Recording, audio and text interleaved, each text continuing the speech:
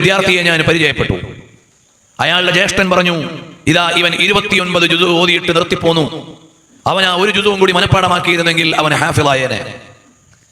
ഞാൻ ആ മോനോട് പറഞ്ഞു, മോനെ, ഇക്കാക്ക ഇങ്ങനെ പറയുന്നുണ്ടല്ലോ 29 ജുസു കഴിഞ്ഞിട്ട് നീ ഒരു ജുസുവും കൂടി പഠിക്കാണ്ട് പോന്നെന്ന്.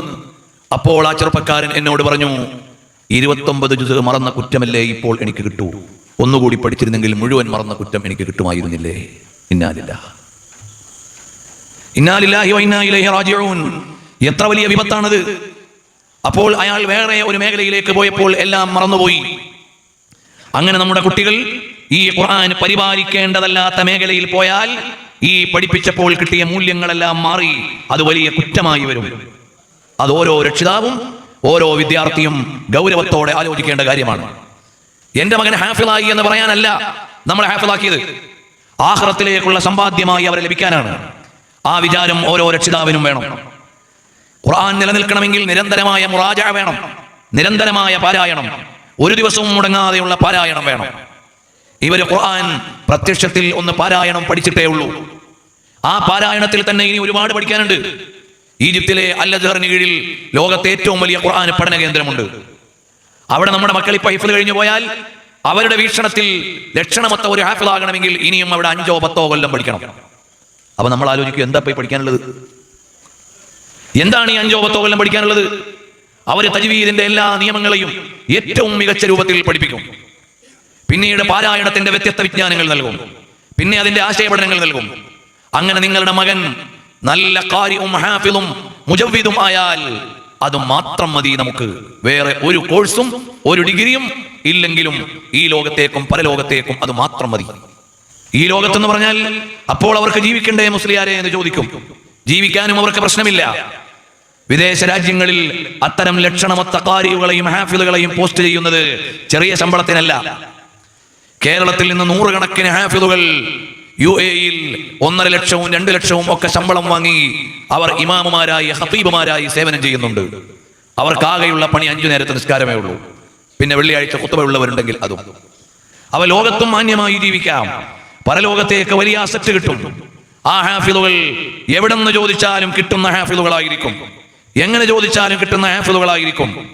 ആ നിലക്ക് നമ്മുടെ മക്കളെ ഈ മേഖലയിൽ മാത്രം നിർത്തിയാലും 2 ലോകത്തേക്കും പറ്റുന്ന വലിയ സമ്പാദ്യമാണ്. കഴിഞ്ഞു SSLC-ക്ക് നല്ല മാർക്ക് വാങ്ങി, പിന്നീട് അവരെ മതവിദ്യാഭ്യാസം കൂടി പഠിപ്പിക്കുന്ന ഒരു ഫീൽഡിൽ നിർത്തണമെന്ന് പറഞ്ഞാൽ ചില രക്ഷിതാക്കൾക്ക് എന്റെ മോന് ഫുൾ A+ കിട്ടിയല്ലോ, ഇനി മെല്ലെ സ്കൂട്ടാവാന്ന് വിചാരിക്കും. എന്നിട്ട് കൊണ്ടുപോയി ഏതെങ്കിലും പബ്ലിക് ഇൻസ്റ്റിറ്റ്യൂട്ടിൽ അവരെ ജനറൽ കോഴ്സിന് ചേർക്കും. അവിടെ അവർക്ക് ഖുർആൻ ഓതണമെന്ന് പറയാൻ ആളുണ്ടാവില്ല, പാഠം കേൾക്കാൻ ആളുണ്ടാവില്ല.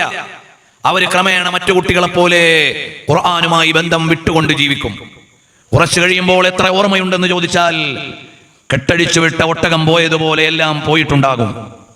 അതുകൊണ്ട് എല്ലാ രക്ഷിതാക്കളും നിങ്ങളുടെ മക്കൾക്ക് അള്ളാഹു നൽകിയ വലിയൊരു ഫضലാണ്, നിങ്ങൾക്ക് അള്ളാഹു നൽകിയ വലിയ അനുഗ്രഹമാണ് മകൻ ഖുർആൻ മനഃപ്പാടമാക്കി കിട്ടി എന്നത്.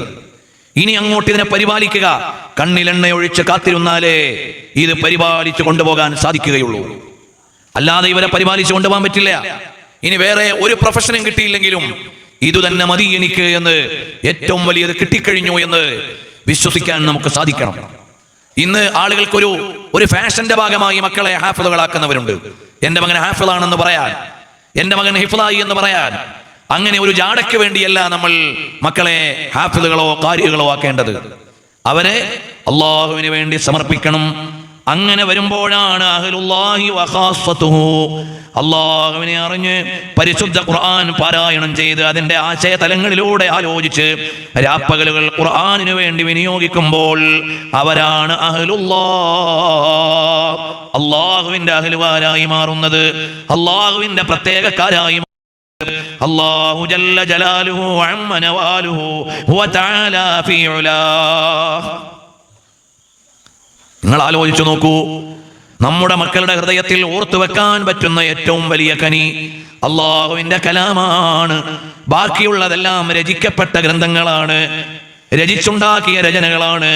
അള്ളാഹുവിന്റെ ഖുർആൻ കലാമുല്ലാഹ്, അള്ളാഹുവിന്റെ പവിത്ര വചനങ്ങളാണ്. അത്രമേൽ പവിത്രമായി മനഃപ്പാഠമാക്കാൻ പറ്റുന്ന വേറെ ഒന്നും ഇല്ലേ ഇല്ല. അതുകൊണ്ട് നമ്മുടെ മക്കളെല്ലാവരും ഉഖറവിയായ ഹാഫിളുകളാവണം.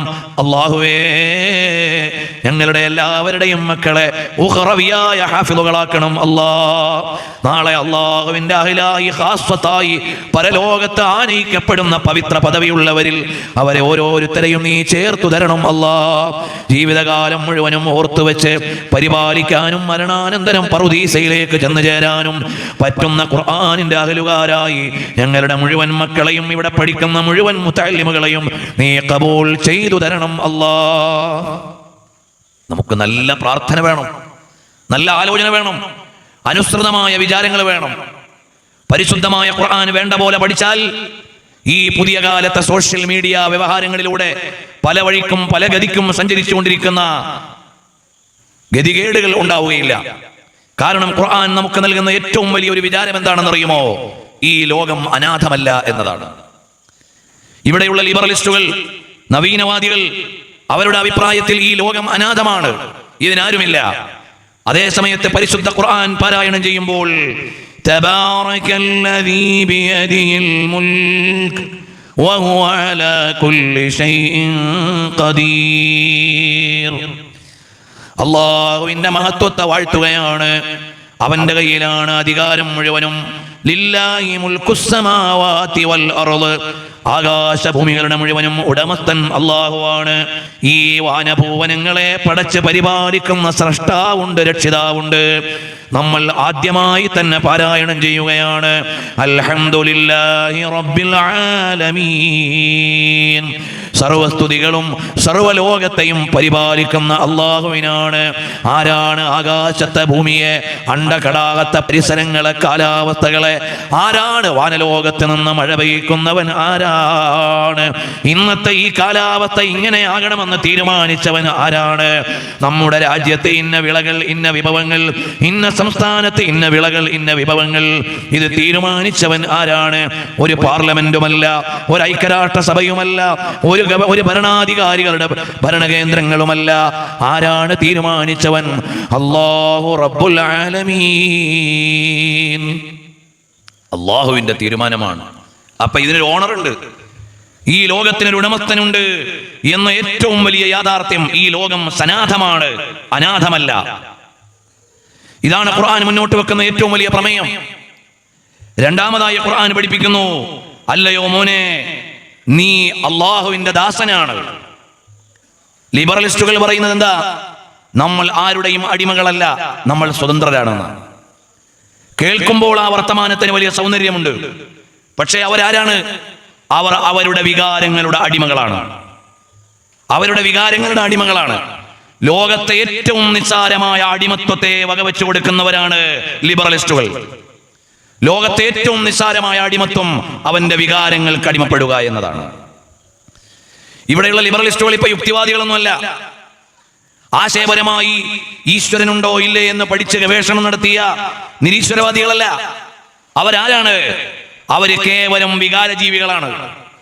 അവരുടെ ദേഹീയ വികാരങ്ങൾ മുഴുവനും ആരും തടസ്സം നിൽക്കാതെ നടത്തണം എന്ന് ചിന്തിക്കുന്ന വികാരജീവികളുടെ പേരാണ് വർത്തമാനകാല ലിബറലിസ്റ്റുകൾ.